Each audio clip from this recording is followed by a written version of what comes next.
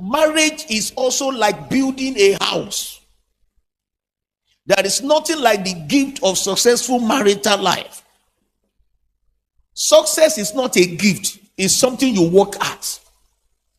There is no like gift of success, nothing like that. Success is worked at, it's not a gift given to us. So when it comes to building a godly, successful marital life, it's involved working at certain things. So like a house is being built, there are pillars that needs to be in place for the house to be built. Now in this regard, pillar simply means principles. Principles that must be in place in order for the house to be standing correctly. Now, when it comes to building a godly marital life or godly marriage, the first principle is what is called the principle of vision or purpose. Because every godly marriage should have a divine assignment. One of the reasons that people don't have a godly home is because they don't have a godly vision. They just marry any woman for marrying sake. Some children are just married because if not for children, which are they take woman do. Now that kind of home cannot be successful. Because when there is no vision, there will be no planning. And when there is no planning, failure is inevitable. Are we together? So whatever step we are trying to take without vision, because it is vision that gives you direction.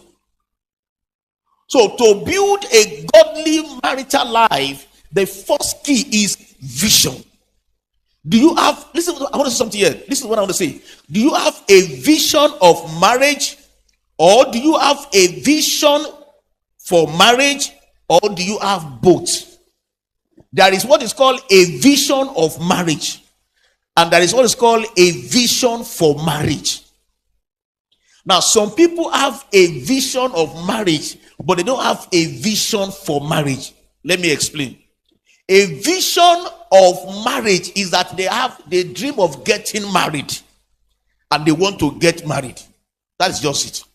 But they don't have a vision for the marriage. That is, there is no purpose for the marriage.